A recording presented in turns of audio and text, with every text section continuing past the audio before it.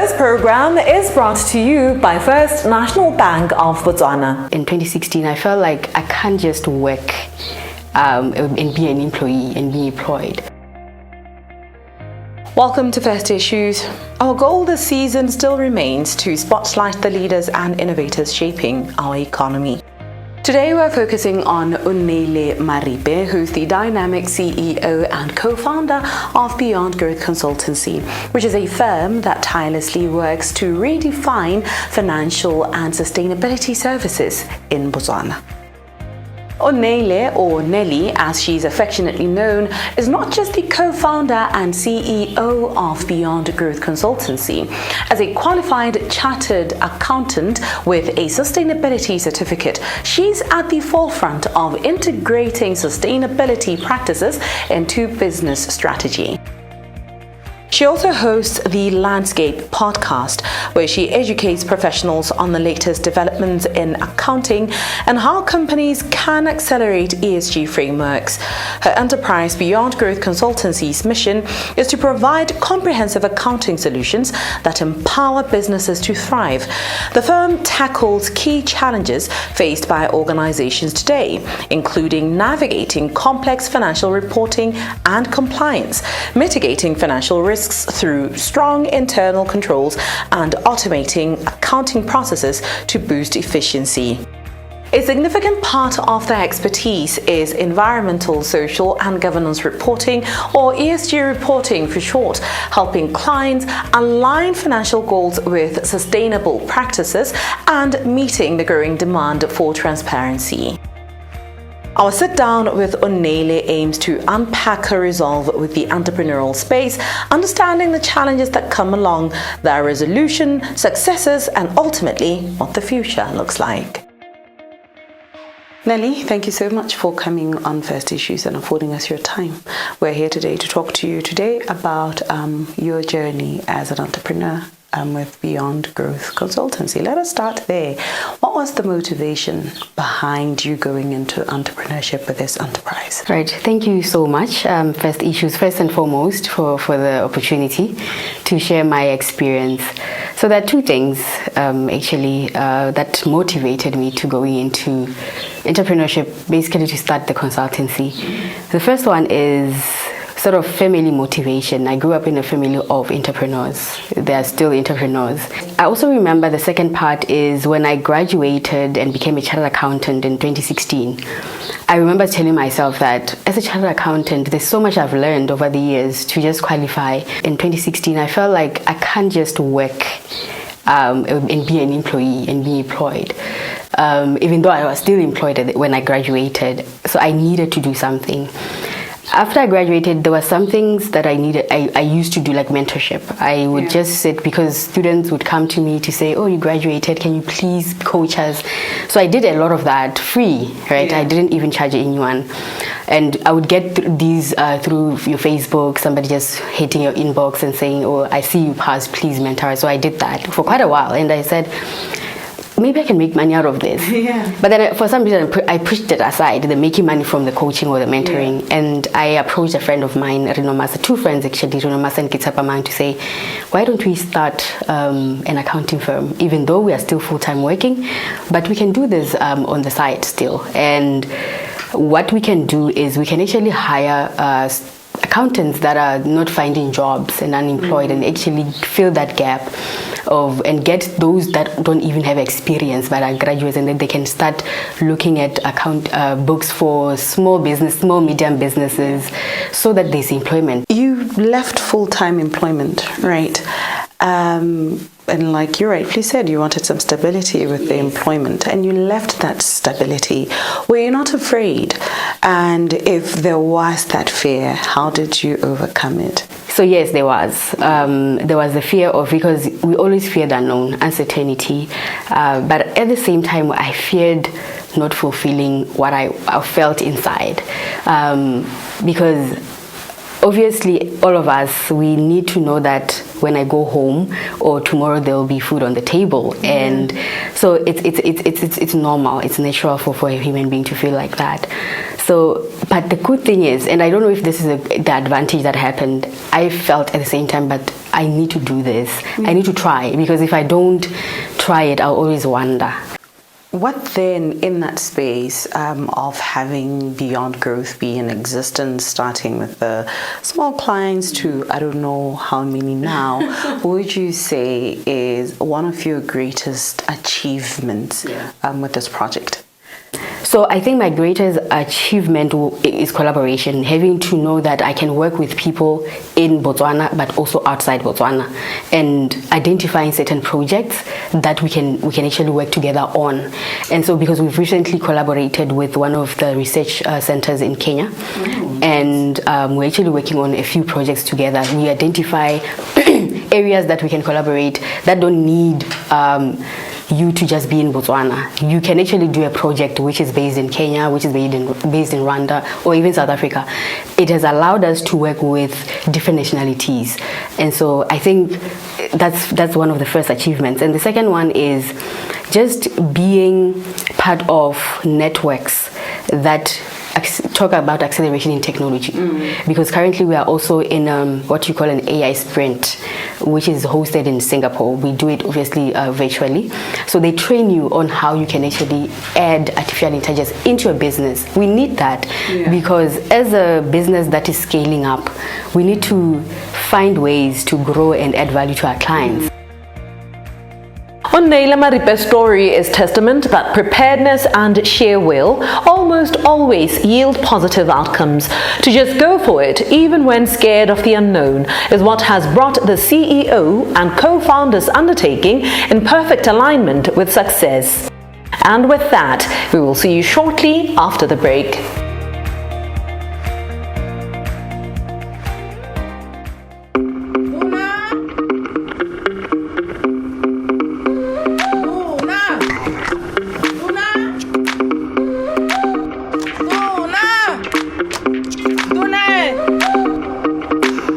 bitsa motho gore motho a leke mangwala go duela metsi. Mama, ka mala jana ha o tlhoka le go tsamela kgakala gore go duela metsi. FNB re diretse tiro motho. Senthe. Ma kwa go marekisetsong a ile gore ana le tshwao la FNB Cash Plus. Se se tlhokanyela ke o mangwa ga go mo tirisong le reference number e bon dinomoro tse di diriswang go ruragatsa dituelo tsa gago. FNB what? FNB Cash Plus. Madonna makante ke monto samplele ka mananeo a FNB ya Cash Plus. La ha re le nna ke gone go utwang ka dona ebile ke ne ke sa dumele. Deposit cash and coins, withdraw from e-wallet, make cardless cash withdrawals, buy prepaid airtime and electricity, pay bills such as water, electricity and many more. FNB. Dona. Nyawa ene ke ra sa thare. Mpare motiki. Na ke ra go motho ya la mamrapedi go tola skontere hela o bua go semosong wa go duela semosong manane wa FNB Cash Plus.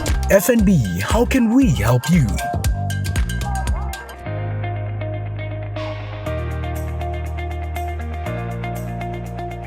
Welcome to First Issues. When we talk about entrepreneurship and the importance of bringing attention to their journeys, we often talk about industries that commonly drive our economy: mining, tourism, and agriculture. But what about the creative industries? What about the business of art? In Botswana, fine artists are a wellspring of talent, but their journey is less a straightforward path to success and more a rugged uphill climb. Today we're asking, what does it take to turn a passion for art into a profitable business? Our guest is Prince Tom, a contemporary artist who uses mixed media from oils, acrylic, pencil, charcoal, and many others to express his artistry. From their shared passion as mother and son and their conversations as mentor and mentee, his mother also so happened to encourage him to pursue art as a career. He lives, breathes and eats art, quite literally. This does not mean it has been smooth sailing in a country where fine artists face a unique set of challenges that impede their ability to transform creative passion into sustainable livelihoods.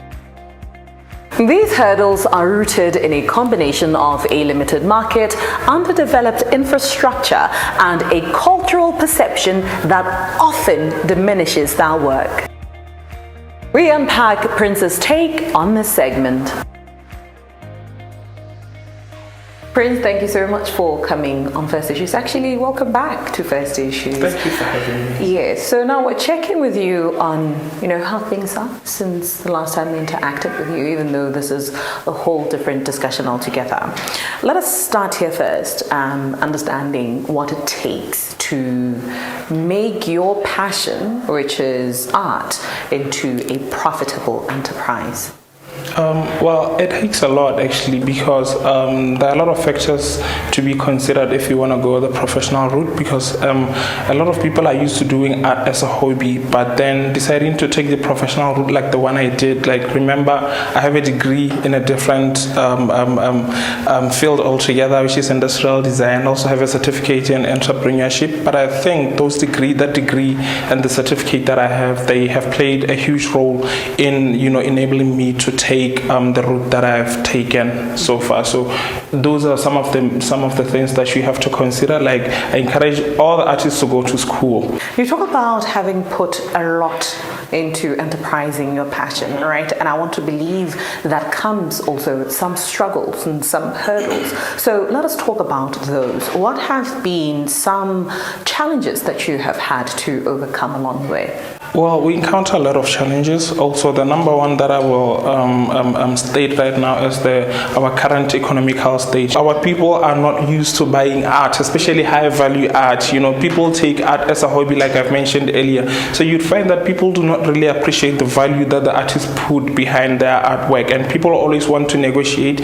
They always want to get something of higher value, at a lesser price. And also that art is not considered as something that can change or revolutionize the world. Yeah. But if you look at the Western countries, that are where they are now because of the entertainment and the creative industry. So I believe that is one thing. Our education system should be changed, because it is the one that is causing all these limiting factors. Let us go back to your first point there. The economy and the mindset of Botswana around buying art, right? What unconventional ways have you had to adopt to deal with these challenges? Essentially, how are you managing, especially now in a declining economy? We have to try to tackle the international market. We have to try now create websites. Artists, encourage all the artists to create websites as much as possible so that we reach the outside market, because these days social media platforms now are mainly used for jokes. You trend for a day and that's it. So it is high time now we start implementing or focusing more on creating websites and making sure that we reach the international market, because the international market has more value than our national market here in Botswana. You speak of these challenges and the unending struggles that you keep encountering. With that in mind, if you had known that this is what you'd be going through right now, is this something that you would have chosen to go into? Would art be your career? I would still choose to be an artist in my next life, and the life after until, I don't know, maybe until the end of time. This is something that I love to do. This is something that I've told myself, that I've made a promise, not just for myself, but to my soul and my spirit and my body, that this is what we are going to do. Come winter, come sunshine, come rain, whatever, I'm still going to do art. Every field has its own challenges. Nothing comes easy. We were never promised sunshine and rainbows. And also, if we pray for rain, we have to be ready to deal with the mud. So that is the mindset that I've prepared or sharpened my mind to focus and to know that struggles are there, but we should be able to use them as our stepping stones, learn from them and see how you can improve or how you can tackle them. So that is the mindset that I've approached this not easy field with. In the wise words of Prince Tom, you can't ask for rain and not be willing to deal with the mud. As an entrepreneur, you must always know that with every achievement comes a hardship. Rise up to the challenge to enjoy the eventual victory. With that, see you on the flip side.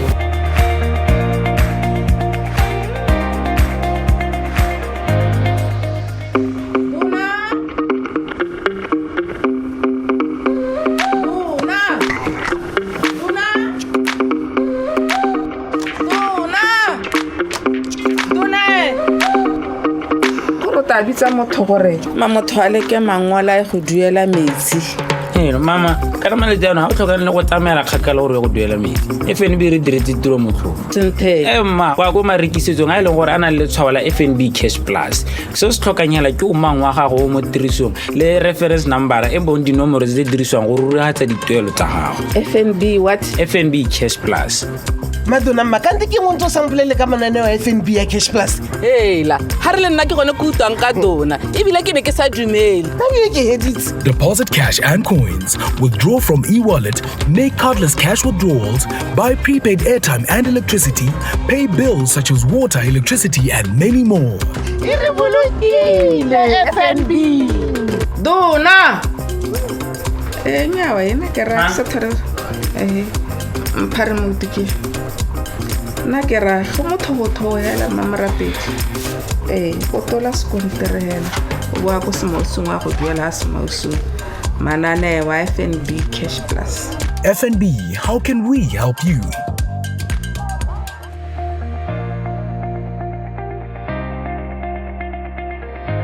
Welcome to First Issues and to the last segment of the program where we get to discuss solutions to problems that entrepreneurs may encounter on their journeys. Some of these challenges are as simple as the ease of online and cross-border transactions for entrepreneurs.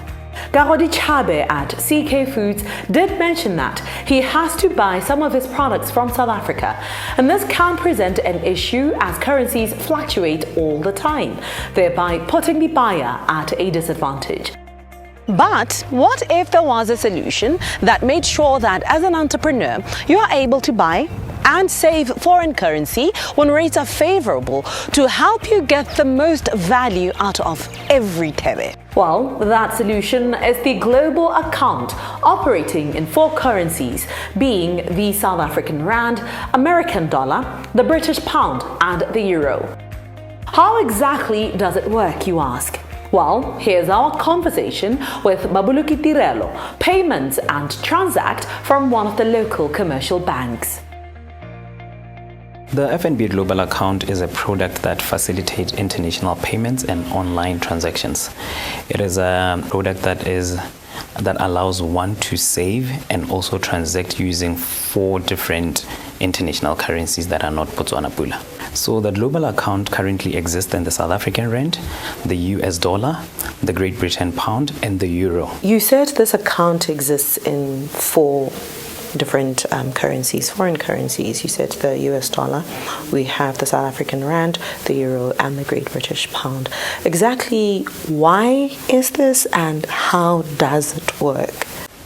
Okay, so this account is made to ease transactions for our customers.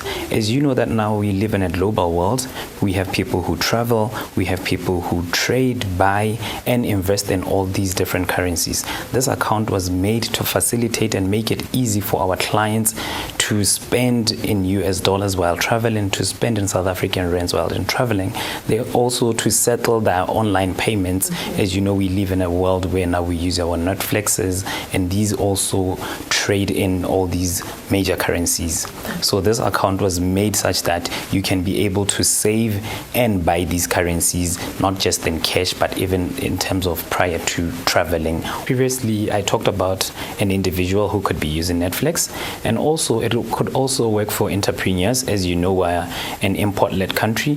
When you're in business and you import the products that you sell from other countries such as the US or South Africa, you could wait for a time when the exchange rate is favorable to you, and then you buy the rands, keep them for a time where you are going to purchase something in South Africa, and then that time you could use the South African rand global account. You talk about buying the South African rand or the US dollar, and I'm assuming that it's the same for if you want to buy the euro or the British pound, right? But how does one go about buying these currencies and then saving them into the global account? Maybe before we even get there, let me start by sharing how to get one.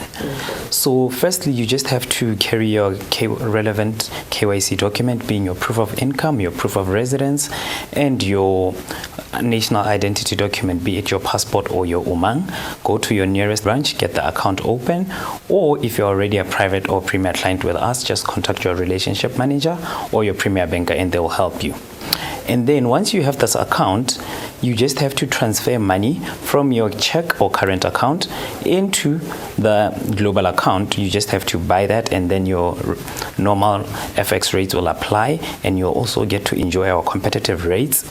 You all do this at the convenience of our FNB app and online banking, meaning you don't even have to visit a branch to fund the account. You know, for a lot of things that we do, it's about what we're getting out of doing that particular thing. So really, what is the benefit, especially for entrepreneurs, to having a global account? As you know, we normally have currency fluctuations. So whenever the rates are favorable, it gives you a convenient time to buy. It gives you time to plan and save for your future endeavors. Maybe it going to acquire stock abroad, maybe it traveling to look at opportunities and products that you could buy as an entrepreneur to come and sell the site abroad. So this global account, it gives you that platform, and it also gives you the convenience of transacting internationally in international currencies. Instead of having to worry about exchange rates when you're abroad, you just know how much you have is how much you are spending. So a global account is the product that you need to be a global citizen for transactions and saving in foreign currencies. Having a keen ear and eye for information is a crucial skill in entrepreneurship. It helps you find solutions to everyday entrepreneurial problems, such solutions as the global account suitable for cross-border and online transactions. That is the end of our installment of First Issues. We'll see you again next time. Good night.